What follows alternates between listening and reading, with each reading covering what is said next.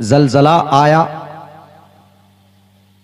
कई शहरों को तबाह बर्बाद कर दिया। तकरीबन अभी तक तो आज तक की रिपोर्ट थी 5300 लोग अभी तक उनकी लाशें निकाली गई है, और उससे भी ज्यादा 6000 7 मेरे ख्याल से 10,000 तक ये पहुंचेगा आंकड़ा, क्योंकि कम से कम 4000 घर एकदम बिल्कुल जमी बोस हो गए। बड़े बड़े मकानात थे, जमी बोस हो गए।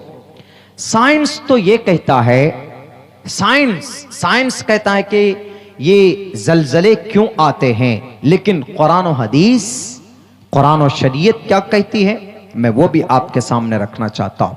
लेकिन साइंस क्या कहता है? साइंस ये कहता है कि जब प्लेट, जमीन की प्लेट आपस में मिलती है तो उससे जो टकराव पैदा होती है उससे जलजले पैदा होते हैं। जमीन की प्लेट, जमीन के जो हिस्से हैं, गोल जमीन है, अंडे की शक्ल की जो हिस्से हैं उस जमीन में तकरीबन 4 है, 4 क्रस्टल, उसके बाद मेंटल, उसके बाद इनर कोर, आउट कोर। हम लोग जिस पे हैं, ऊपर वाले परत पे हैं, तो उस जमीन की उस परत की जो लंबाई है, जो चौड़ाई, जो मोटापा है, वो तकरीबन 35 किलोमीटर, 35 किलोमीटर यहां से किशनगंज मान लीजिए, तो इतना मोटा जमीन का पहला परत है जिस पे हम लोग बसे हुए हैं, 35 किलोमीटर तकरीबन। उसके बाद जो मेंटल जो कोर है उसकी लंबाई तकरीबन 35 से लेकर 2900 किलोमीटर उसकी लंबाई मेंटल, और इसमें पूरी आग ही आग है, लावा। उसके बाद नीचे inner core, out core, inner core, out core. Inner core की जो मोटापा है वो तकरीबन 2900 किलोमीटर से लेके 5000 किलोमीटर, इतना। उसके अंदर भी गर्मी ही गर्मी है। उसके अंदर पाया जाता है लोहा, तांबा, सब उसी में तीसरे परत में जाकर पाया जाता है। उसके बाद चौथा कोर है जिसके अंदर सबसे ज्यादा गर्मी है, कोई टिक नहीं सकता चंद सेकंड के लिए भी वहां पे, और उसका मोटापा तकरीबन 5000 से लेकर 7 या 6000 किलोमीटर, इतना लंबा, इतना मोटापा है। अब ये बताइए, जो जमीन हम देख रहे हैं ये ऐसी बिल्कुल गोल मोल एक जगह मिली हुई नहीं है, अलग अलग प्लेटों में बटी हुई, हिस्सों में बटी हुई, अलग अलग हिस्सों में, साइंस के एतबार से अलग अलग हिस्से बने हुए।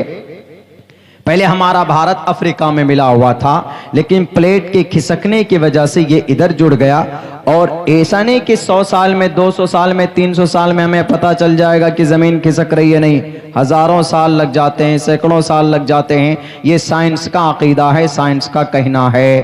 कहा जाता है कि जब वो प्लेट आपस में टकराते हैं, आपस में जब टकराव पैदा हो जाती है, तो उस प्लेट के बीच में जितने भी इलाके आते हैं वहां पर फिर खतरनाक भूकंप और जलजले आते हैं, और जहां से जलजला शुरू होता है उसको एपिसेंटर बोला जाता है। और उस जगह, और पहला हम लोगों का जो प्लेट है, भारत का जो प्लेट, जिस हिस्से में भारत आता है, तो ये जो हिमालय पहाड़ है, ये जो हिमालय पहाड़ शुरू हुआ इधर चला जाता है, उत्तराखंड होते हुए इधर चाइना होते हुए नेपाल, ये सब एरिया जो है ये प्लेट की जगह है। जब भारत जिस प्लेट में, वो प्लेट जब टकराती है तो जमीन ऊपर बढ़ता चला जाता है। यही वजह है कि हिमालय की ऊंचाई बढ़ती चली जा रही है, दिन ब दिन कुछ न कुछ सेंटीमीटर दिन ब दिन बढ़ती चली जा रही। और आप इससे भी अंदाजा लगा सकते हैं कि सबसे ज्यादा भूकंप नेपाल में आता है, उत्तराखंड में आता है, क्योंकि एक प्लेट का हिस्सा है, और ये प्लेट जब टकराते हैं तो ये भूकंप आता है। ये साइंसदानों का कहना है, लेकिन हमारा अकीदा इस पर मुकम्मल तौर पर नहीं है। हमारा अकीदा इस बात पर है, आप कुरान और शरीयत और वाक़यात की रोशनी में देखेंगे तो आपको पता चलेगा कि अल्लाह तबारक व ताला कभी कभी ऐसा करता है, दिखाता है दुनिया वालों को कि दुनिया वालों, तुम जदीद टेक्नोलॉजी में बहुत आगे हो, लेकिन याद रखो इस जमीन का परवरदिगार मैं हूं। 4 अरब 60 करोड़, ये एक अंदाजा है, 4 अरब 60 करोड़ साल पहले इस जमीन को अल्लाह कहता है कि मैंने बनाया था, और इंसान को पानी के नुतफे से खूबसूरत शक्ल देकर इस जमीन पर हमने भेजा। कोई गुनाह करते हो तो गुनाह करने से पहले 100 दफा सोच लो, वरना तुम्हारा अंजाम भी वही होगा। हमारे हिंदू भाइयों, पापिष्ठास्ते प्रपशांति यम रूपम भयंकरम, गुनाह करोगे तो भयंकर अंजाम होगा, पाप करोगे तो भयंकर अंजाम होगा। मुसलमानों, गुनाह से रुक जाओगे तो अल्लाह जन्नत देगा। वनहन नफ्सानिल हवा फइन्नल जन्नत हियल मअवा, गुनाह से बाज आ जाओगे तो अल्लाह तबारक व तआला आपको उसके बदले में वनहन नफ्स। एक आदमी कहता है अगर मैं जन्नती, एक आदमी कहता अगर तुम जन्नती नहीं हो, अगर तुम जन्नती नहीं तो मैं मेरी बीवी को तलाक। वो मुसलमान नहीं, वो अपने आप को कहता है कि अगर मैं जन्नती नहीं हूं तो मेरी बीवी को तलाक। सब ये कहता है कि क्या पागलपन की बात है, ये कैसे फैसला कर सकता है कोई कि मैं जन्नती हूं या जहन्नमी हूं। कोई भी आदमी अपने आप को ये दावा नहीं कर सकता कि मैं जहन्नमी हूं या जन्नती हूं। लोग परेशान हो गए कि भाई ये आदमी क्यों ऐसा दावा कर रहा है। तो एक शख्स ने कहा कि यह आदमी अगर जन्नती होने का दावा करता है तो ये कर सकता है।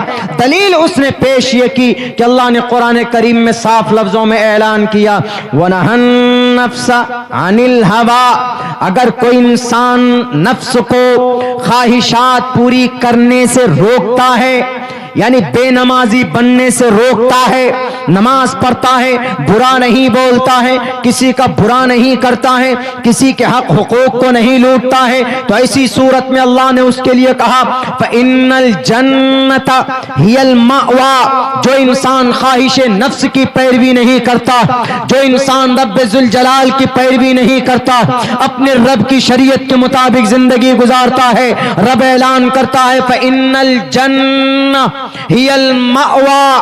मअवा इसमें ज़र्फ है, मअवा ठिकाने को बोलते हैं, उसका ठिकाना जन्नत होगा। जो इंसान ख्वाहिश नफ्स से बचेगा, तो उसने कहा कि मैं पाबंदी से नमाज पढ़ता, जो जो जिम्मेदारी मुझ पर आयत होती है शरीयत की, मैं उसको मुकम्मल करता हूं। इसीलिए मैं दावे के साथ कह सकता हूं, अल्लाह के बताए हुए ज़ाब्ते के एतबार से मैं कह सकता हूं कि मैं जन्नत में जाऊंगा, क्योंकि मैं कभी भी ख्वाहिश नफ्स की पैरवी नहीं करता, मैं कभी झूठ से भी, भूल से भी नमाज को नहीं छोड़ता, मैं कभी झूठ नहीं बोलता, मैं गलत नजर नहीं डालता, मैं दूसरों की जायदाद को अपनी संपत्ति नहीं बनाता, मैं किसी की चुगलखोरी नहीं करता, मैं बेईमानी नहीं करता हूं, तो मेरा ठिकाना जन्नत होना चाहिए। क्योंकि रब कहता है वनहन नफ्सानिल हवा फइन्नल जन्नत हियल मअवा। साफ साफ लफ्जों में कहा गया। हिंदू भाइयों के लिए भी यह पैगाम है, पापिष्ठास्ते परपशांति अमरूपम भयंकरम। जो इंसान पाप करता है उसका अंजाम बड़ा खतरनाक होगा, उसकी मौत भी उतनी खतरनाक होगी। उनके अकीदे के मुताबिक यमराज देवता, यमराज उनके मलकुल मौत हैं। यमराज, यमदूत बोलते हैं ना कि अरे तू यमराज को लेकर आ जा, मैं नहीं डरता। यमराज मतलब तू मौत के फरिश्ते को लेकर आ जा, मैं नहीं डरता, बोलते हैं। वही है यमराज, यमरूपम। यमराज का रूप खतरनाक होता है, उसकी शक्ल खतरनाक होती है, उसकी आत्मा को लेकर खींच कर लेकर जाता है। बड़ी नेतागिरी करता था दुनिया में, चल उसको जाकर नरक में डालता है। फिर यहां ये बाबा जी बोलने लगे कि मुसलमान नमाज पढ़ता है और नमाज के बाद सारी चीजें जायज, नमाज के बाद सारी चीजें जायज। बेवकूफ, थोड़ी सी रिसर्च कर लेते। गुरुजी आओ मेरे यूकेजी क्लास में, हमारी यूकेजी का बच्चा बता देगा कि नमाज पढ़ने का सबसे बड़ा फायदा क्या है। नमाज पढ़ने का सबसे बड़ा फायदा यह है, इन्नस्सलात तन्हा अनिल फहशाई वल मुनकर। जितनी भी बुराइयां हैं दुनिया की, जितनी भी बुराई है, तन्हा, नहा यन्हा, तन्हा नह्युन, माना नहीं, रोकना, रिमूव करना, not allowed to do after this command of Allah सुब्हानहू व तआला। बेशक नमाज बेहयाई बुरी बातों से रोकती है। कैसे बोलते हो तुम कि नमाज पढ़ने के बाद मुसलमान जो चाहे वो करे? अरे नमाज की सिफत है कि अगर कोई नमाज पढ़ेगा तो अल्लाह तबारक व तआला उस नमाज की बरकत से, उसके अंदर जो क्वालिटी, जो ताकत है, उस नमाज की वजह से अल्लाह उसको बुराई से आहिस्ते आहिस्ते दूर कर देंगे। ये मैं नहीं कहता हूं, बाबा जी अल्लाह का कलाम कहता है। और नमाज को आप शक, और नमाज आपको इतनी बुरी लगती है तो पूछो श्री रामचंद्र जी से कि हनुमान जी को क्यों कहा था, ए हनुमान, ईश्वर की पूजा करना चाहते हो तो पढ़ो, पथमादारा का जीवादियोदियन मुझियते तृतीयानन को डला कार्य चतुर्तर देव चंद्र का पंचम विंदु संयुक्ता। नमाज है। पूछो पहले अपने राम जी से, अपने श्री रामचंद्र जी से कि नमाज पढ़ना ही, अगर नमाज पढ़ने के बाद सब चीज अलाउ है तो फिर तो हनुमान जी भी किए होंगे बहुत गड़बड़ घोटाला, क्योंकि श्री रामचंद्र जी ने कहा कि नमाज पढ़ो, नमाज के बाद उन्होंने भी गड़बड़ी की होगी। लेकिन बेवकूफ बात, नमाज तो बुराई से रोकती है भाई। अल्लाह का कुरान कहता है, अल्लाह के नबी की जिंदगी में भी ऐसे कई वाकयात है। अल्लाह के नबी ने कई लोगों को कहा कि किसी के उसके बारे में बुरा मत बोलो, क्योंकि नमाज पढ़ता है और नमाज की यह खासियत है कि इंसान बुरी बातों से ऑटोमेटिकली नमाज दूर कर देता। इन्नस्सलात तन्हा, तन्हा का फाइल कौन? अस्सलात। इन्नस्सलात, सलात मुअन्नस है तो तन्हा भी फ़ेल मुअन्नस है। इसका मतलब है कि नमाज रोकती है अनिल फहशाई, फहश बातों से, वल मुनकर, और मुनकरात से, शराब से, जुआ से, चुगलखोरी से, गीबत से, बेईमानी से, बदनजरी से, हराम रोजी से। ये सारी चीजें नमाज रोकती है। ये नहीं कि नमाज पढ़ो, जो मन में आए वो करो। वो अलग बात है कि हमारा मुसलमान आज की तारीख में नमाज कम पढ़ता है, नमाज पढ़ने नहीं जाता। इसका ये मतलब नहीं कि नमाज की वजह से ऐसा हो रहा है। बता दो कि दुनिया के अंदर में बड़े बड़े डाकू हैं, बहुत सारे बड़े बड़े डाकू पैदा हुए, क्या वह नमाज पढ़कर पैदा हुए? क्या नमाज पढ़ने जाते हैं और वहां पर डाकूगिरी सिखाई जाती है? बिल्कुल बिल्कुल गलत बात। बैरक है, मैं उधर नहीं इधर आना चाहता हूं कि अभी जो हलाकत हुई है वहां टर्की के अंदर मेरे भाइयों, बड़ा दिल दहला देने वाला वाकया सामने आया। वहां पर देखा आपने, सुबह 4 बजे का टाइम, सुबह का टाइम होता, उस वक्त सब लोग सो रहे हुए होते हैं। अब फौरन एकदम अचानक से, इतना खतरनाक एपी सेंटर कहा गया टर्की के, शायद वो टर्की के कोई ख़ास शहर है वहाँ पे, उसका नाम मुझे याद नहीं है। एपी सेंटर अर्थक्विक, जलजले का वो हेड बताया गया है, उसको एपी सेंटर वहाँ बताया गया। और पूरी की पूरी बिल्डिंग आई और सब के सब लोग दबकर इस दुनिया से चले गए। यहाँ तक तो एक मलबे में ऊपर से छत है, नीचे बिल्कुल चिपका हुआ है। बाप बेटा दोनों एक दूसरे के गले पकड़े हुए हैं। बेटा है, जान निकल रही है, बाप अपने बेटे को तलकीन कर रहा है कि बेटा कलिमा पढ़, ला इलाहा इल्लल्लाह मुहम्मदुर रसूलुल्लाह। वो यही तलकीन कर रहा है, आवाज़ भी आ रही। लोग अल्लाहु अकबर के नारे बुलंद करते हैं। और मेरे भाइयों, ये साइंस का तो अकीदा है कि प्लेट टकराते हैं तब ऐसा होता है, लेकिन ऐसा नहीं है। जब अल्लाह तबारक व तआला की नाफरमानी की जाती है, अल्लाह तबारक व तआला कभी ऐसा होता है कि जब रब की नाफरमानी की जाती है तो अल्लाह तबारक व तआला उस नाफरमानी की वजह से, इंसान की बदआमाली की वजह से अजाब को मुसल्लत कर देता है, अजाब को भेज डालता है। लेकिन कभी कभी अल्लाह तबारक व तआला अजाब को भेजता है किसी गुनाह की वजह से नहीं, किसी गुनाह के वजह से नहीं, बल्कि आजमाइश के लिए, आजमाइश के लिए, इम्तिहान के लिए। वरना ऐसा है कि हजरत उमर फारूक के ज़माने में कहत साली, हजरत उमर फारूक ज़माना कितना अच्छा है, हजरत अबू बकर के बाद का ज़माना है। एक कहत आया, एक बीमारी आई, हजारों कहा जाता है ताबेईन, तबे ताबेईन, सहाबा मौत के आगोश में चले गए।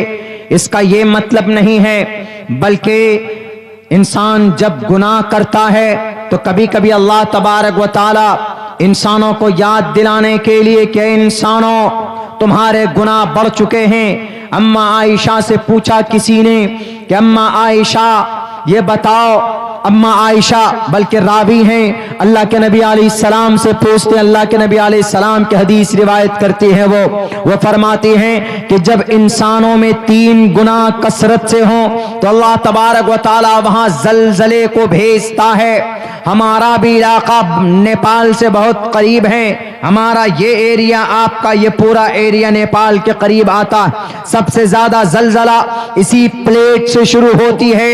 यही नेपाल का जनाब वो राजधानी जिसे हम लोग ये काठमांडू बोलते हैं। मेरे ख्याल से 1 साल में 2 साल में तो कुछ न कुछ कभी न कभी 1-2 घर जरूर गिरते हैं भूकंप की वजह से, जलजले की वजह से। मेरे भाइयों, अल्लाह के नबी अलैहिस्सलातु वस्सलाम फरमाते कि जब जिना आम हो जाए, आज जिना आम है, बंगाल में नहीं पूरे भारत के अंदर, पूरी दुनिया के अंदर जिना आम है कि नहीं। आप घर बैठे हैं, आपको एस्कॉर्ट सर्विस प्रोवाइड हो जाती। आप चले जाइए मालदा, किशनगंज चले जाइए, होटलों में चले जाइए, वहां के लोगों से आप राब्ता कीजिए। अगर आपके पॉकेट में पैसा है तो जहां तक मेरा अंदाजा, मेरी तहकीक है, आपको जिस तरह से चाहिए उस तरह की औरतें आपको मिल जाएंगी। वो अपनी इज्जत को बेचती है, उनको फिक्र नहीं। जिना आम हो जाए, नंगी औरतें डांस करने लगे, शराब की बोतल हाथ में लेकर रातों को होटलों के रूम में, एयर कंडीशन रूम में, होता क्या है? जिना का बाजार गर्म है जनाब। भारत के अक्सर शहरों के अंदर, बड़े शहरों में प्रोस्टिट्यूशंस मिलते हैं, तवाइफों के बाजार गर्म हो पे चले हैं, सड़कों के अंदर औरतें बिकती हैं, मिलती है। इसी सड़क पर चले जाइए, यहां से कलकत्ता तक, आपको मैं कम से कम 2 से 3 जगह, मुझे जहां तक खबर है कि औरतें प्रोवाइड की जाती हैं, ट्रक ड्राइवर को औरतें प्रोवाइड की जाती हैं। 500 रुपए में जिना के बाजार गर्म किए जाते। क्या है ये? जिना का बाजार गर्म हो चुका है। जब जिना आम हो जाए, जब शराब आम हो जाए, तो ऐसी सूरत में जलजले का इंतजार करो। और जब गाना आम हो जाए, कोई भी गाना रिलीज होगा, हमारे नौजवान के मोबाइल में पहुंचता है और फौरन कान में लीड लगाकर सुनते रहते। अभी कुछ दिनों, 1-1.5 हफ्ता पहले मेरी गाड़ी से एक जवान टकराने वाला था। हम अपनी फैमिली के साथ में अपने फादर इन लॉ के यहाँ पहुंच रहे थे, तो वहां देखा कि बीच में 2 लेडीज बिठाए हुए और खूब तेजी में इस गाड़ी चल रही है उसकी। मेरी आदत ज्यादा स्पीड में गाड़ी चलाने की नहीं है, मैं 80-85 हद से हद हाईवे पे चलाता हूं गाड़ी। बिल्कुल करीब आ गया, हॉर्न दिया, नहीं सुना, हमें को बचाना पड़ा। जब थोड़ा आगे निकले तो देख करके जब गौर से देखा तो उसके इस कान में भी ईयरफोन, इस कान में भी ईयरफोन था। मेरा तो मन किया कि गाड़ी आगे लगाकर उसको 2-3 थप्पड़ मारूं मैं, उसको बेवकूफ को, कि बाइक चलाते हुए ईयरफोन लगाकर गाना सुनते हो, पीछे से कोई ट्रक ड्राइवर अगर तुमको उड़ा दिया तो उस वक्त तो तुम ऊपर जाकर सुनते रहोगे गाना। ऐसा हो गया, गाना ईयरफोन लगाकर। बहुत ज्यादा शौक है आपको गाना सुनने का, इजाजत नहीं देता हूं मैं आपको सुनने के लिए, बहुत ज्यादा शौक है। कान में ईयरफोन लगाकर गाड़ी पर बैठकर क्यों सुनते? गुनाह का काम है, मैं तो अलाउ नहीं करूंगा, लेकिन मैं तो ये कहता हूं कि गाना सुनने का है तो एक जगह कहीं पर बैठकर 2 मिनट सुन लो, उसके बाद तुम आगे जाओ। लेकिन जनाब गाड़ी पे एकदम ईयरफोन लगाकर, हेलमेट का पता ही नहीं। नौजवान हमारे हेलमेट लगाते नहीं, गाड़ी पे बैठे एकदम बिल्कुल 100 और 85 90 से ऊपर की स्पीड में एकदम पूरे एक्सीलेटर दबा देते हैं। गाड़ी में जितनी जान होती, जितनी ताकत होती है, उड़ती रहती है बेचारी, वही जाकर के कहीं ना कहीं ठुक जाते हैं, हाथ पैर सब टूट जाता है। ये सब चीजें ऐसी है कि आराम से चलाए, सिक्योर होकर चलाएं, तो आपकी जिंदगी भी अच्छी रहेगी, महफूज रहेगी, आपको जानी नुकसान भी नहीं होगा और कोई प्रोटोकॉल भी नहीं टूटेगा। न हेलमेट लगाते हैं जो 4 व्हीलर चलाने वाले हैं, न वो सीट बेल्ट लगाते हैं,